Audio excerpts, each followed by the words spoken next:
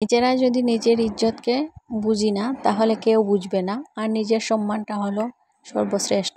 এই যে গাড়িতে ড্রাইভারের পাশে একটা মহিলাকে দেখতে পাচ্ছেন, একে আমি রেগুলারই পেয়ে থাকি।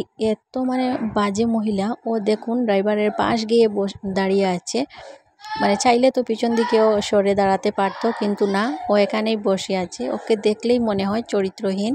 ওর মতো কিছুটা বাজে মহিলার জন্যই আমাদের সমাজটা এতটা নষ্ট হয়ে আছে। আর আমি যতক্ষণ গাড়িতে বসেছিলাম ওর দিকে দেখছিলাম, আর আমার এত রাগ হচ্ছিল। তার সাথে সাথে আমার ড্রাইভারের উপরও রাগ হচ্ছিল, কারণ অত একটা ছেলে মানুষ অত সুযোগ নেবে, কিন্তু একটা তো মান সম্মান বলে কথা আছে। ও তো বলতে পারতো যে একটু সরে দাঁড়াও না। ও এর সাথে এত হাসাহাসি, ওর থেকে পান খাচ্ছে, এরকম করছে। ওদেরকে দেখলে না এত রাগের সাথে সাথে ঘৃণাও চলে আসে। যাই হোক, আপনারা সবাই কেমন আছেন? আজকের ভিডিওটা শুরু করলাম অনেক বেশি রাগ আর ক্ষোভ নিয়ে। তো এখানে আমি স্কুল থেকে আসার পর একটু তাড়াতাড়ি এসে গিয়েছি, যেহেতু আজকে স্যাটারডে। তো আমার স্কুল একটু পরেই ছুটি হয়, তো টানা ওকেও আনতে গিয়েছিলাম। ওকে স্কুল থেকে আনা নেওয়া করা বা ওর সাথে যাওয়া, ওকে এক্সামে নিয়ে যাওয়া, এর কিছুটাই আমি করতে পারি না আমার স্কুল থাকার কারণে। তো এইগুলি আমি মিস করছি লাইফে। আমি যখন স্কুলে যাই তখন দেখি অনেক মায়েরা ওনাদের বাচ্চাদেরকে নিয়ে স্কুলে যান। তো এইগুলো দেখে আসলেই আমি ইমোশনাল হয়ে যাই, কারণ আমিও তো আমার ছেলেকে নিয়ে যেতে পারতাম। আসলে সব কিছু লাইফে একই সঙ্গে করা হয়ে ওঠে না। একটা জিনিস পেতে গেলে আরেকটা জিনিসকে ত্যাগ দিতেই হয়। তবে যাই হোক, ওর পাপা তো আছেন, উনি নিয়ে আসা দেওয়া করেন। ওর তেমন কোনো অসুবিধা হয় না, আর ও চায়ও না যে বাচ্চারা জিদ করে মায়েদের সাথে যাবে। ও কিন্তু এইরকম না, ওর পাপা হলেই হয়ে যায়। আর আসার সময় আমার একটা পার্সেল আসছিল বিগ বিলিয়ন ডেজ থেকে। আমি এটা নিয়েছি অফারে। তো আসলে আমরা মেয়েরা চাইলেই সংসারের খরচ একটু বাঁচিয়ে নিতে পারি এই টুকটাক শপিংয়ের মাধ্যমেই। কারণ চাইলেই আমি অনেকটা দামি বেড কভার নিতে পারতাম, কিন্তু কি হতো, অনেক দিন যেত। কিন্তু একটু কম দামে নিয়েছি, কিন্তু যদি 3-4 মাস যায় তাহলে টাকাটা উসুল হয়ে যাবে। আর বর্তমানে একটু টাকা তো বাঁচিয়ে নিতে পারলাম। এইভাবে টুকটাক করেই আমরা মেয়েরা টাকা জমাতে পারবো।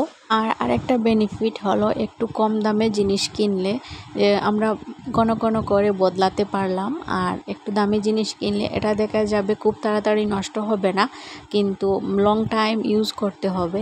আর একটু কম দামে কিনলে দেখা যাবে যে কয়েক মাস বা বছর দিন, বেশ তো হলে বছর দিন ইউজ করে তারপর ওটাকে চেঞ্জ করতে পারবো খুব সহজেই। আর মনের মধ্যেও কোনো আফসোস থাকবে না, কারণ এটা যেহেতু অনেক কম দামে কেনা হয়েছে। তবে অবশ্যই আমাদেরকে 2-3টা দামি করে রাখতে হবে, দামি বেডশিট কিনে অবশ্যই রাখতে হবে, কারণ আত্মীয় স্বজন আসলে বা কোনো প্রোগ্রাম ফাংশনে ইউজ তো করতেই হবে। তো প্রথমে এখানে দেখতে পেলেন যে বড়া খাচ্ছিলাম, পকোড়া যেটাকে বলে। তো আরমানের পাপাকে একটু বলছিলাম সস নিয়ে আনার জন্য। তো উনি কি করেছেন, সসের বোতলটা খুলতে ওনার হাতে লেগে গিয়েছিল, তাই প্লেটের বদলে ওনার হাতেই সসটা নিয়েছেন। আর এইদিকে বাইরে প্রচণ্ড বৃষ্টি হচ্ছে, আর ঘরে আরমান একটু বের হয়েছিল, আর আমাদের বারান্দায় জল পড়ে, তো ওর মধ্যেই লাফালাফি শুরু করে দিয়েছিল। তারপর ঘরে এসে ও একটা কাপড় পেয়েছে, এই যে হাতে কাপড়টা দেখতে পাচ্ছেন, ওই সেম কাপড়ের আমরা পাশ বালিশের বা ছোটো ছোটো বালিশ ইভান আরমানের ইউজ করতো ছোটোবেলা, যেগুলো ওই বালিশের কভার আছে। তো আরমান ভাবছে এটা হয়তো একটা পাশ বালিশের কভার। তো বের করে দেখে যে এটা শুধু কাপড়। তো বলছে আমি এই পাশ বালিশের কভার বানাবো এটা দিয়ে। আমি বললাম দেখি বানিয়ে দেখাও। তো এই যে পাশ বালিশটা দেখতে পাচ্ছেন, ওর যে কভারটা ছিল ওটা খুলে নিয়েছে। তারপর আমি তো ওর বুদ্ধি দেখে অবাক। ও কী করেছে দেখুন, এই পাশে একটু গাঁট দিয়েছে, আবার ওই পাশে একটু গাঁট দিয়ে কভারটা বানিয়ে নিয়েছে। তো দোয়া করবেন আমার এই ছোট্ট সোনাটার জন্য, এতটা বুদ্ধি এই বয়সে যে কাটাতে পারেছে, তার জন্য আমি নিজেও অবাক। এইরকম যেন বুদ্ধিটা দিন দিন বাড়তে থাকে। আর এইদিকে একটা কাপড় আনা হয়েছে ইভানের জন্য। তো কালকে রবিবারে আমরা একটা বিয়েতে যাব, ওই জন্য ইভানের পরে যাওয়ার জন্য তেমন ভালো কোনো ড্রেস নাই, সবগুলোই ছোটো হয়ে গিয়েছে। তো ওর পাপা গিয়ে একটা ড্রেস আনলেন। এটা আমার তেমন কোনো পছন্দ হয়নি, তো ওনার পছন্দ হয়েছে, উনি নিয়ে এসেছেন। আবার একটা ড্রেসের ফটো উঠিয়ে এনেছেন, ওটা কিন্তু আমার বেশ পছন্দ হয়েছে, কিন্তু উনি বলছেন যে এটা পরেই যাবে, ওটা ওনার পছন্দ হয়েছে। তো বললাম ঠিক আছে। তারপর খাওয়া দাওয়া সব কিছু শেষে কাল যেহেতু বিয়েবাড়িতে যাব, এমনিতে রবিবার ছিল, কালকে কাপড়টা ধুলেই হতো, কিন্তু বিয়েবাড়িতে যাব, তার উপরে আমরা কয়েকজন মানুষ আবার বাড়িতে থাকবেন, তো ওনাদের জন্য রান্না বান্না করতে হবে। ওই জন্য ভাবলাম কাপড়টা ধুয়ে নিই, আর একটু তাড়াহুড়া তো কালকে থাকবেই, তাই সময়টাকে একটু কাজে লাগালাম। এইভাবে কাপড়টা ধুয়ে রাখলে দেখা যায় যে সকালে একটা অনেক বড় কাজ থেকে বেঁচে গেলাম।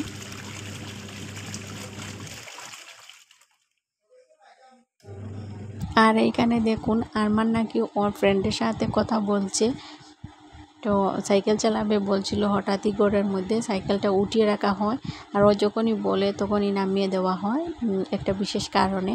তো ও এখন সাইকেলে বসে বসে ওর ফ্রেন্ডের সাথে কথা বলছে। ও প্রতিদিনই এরকম ফেক কল করে থাকে ওর ফ্রেন্ডদেরকে, তো আমরা শুনে অনেক হাসাহাসি করি, কারণ আমরা যেভাবে কথা বলি ঠিক ওইভাবে বলে। তো আসলে ইভান আমার কিনারে বসে কান্নাকাটি করছিল, এই জন্য আমি ভয়েসটা রাখতে পারিনি, না হলে আপনারাও শুনতেন আর অনেক হাসতেন ও ফ্রেন্ডসদের সঙ্গে কথা বলা শুনে। তো যাই হোক, আজকের ভিডিওটি এরকমই ছিল। আপনাদের যদি ভালো লেগে থাকে তাহলে অবশ্যই একটা লাইক দিয়ে আমার চ্যানেলটি সাবস্ক্রাইব করে পাশে থেকে যেতে পারেন। আর আজ তো সানডেতে তো আপনারা ভিডিও পাবেন, তো ওই দিন আপনারা কিভাবে কাটাচ্ছেন অবশ্যই কমেন্ট করে শেয়ার করতে পারেন। আর আমরা তো আমরা পরিবারকে নিয়ে আজকে একটা বিয়েবাড়িতে যাব, আমরা সবাই মিলে অনেক বেশি এনজয় করতে চলেছি। আল্লাহ হাফিজ।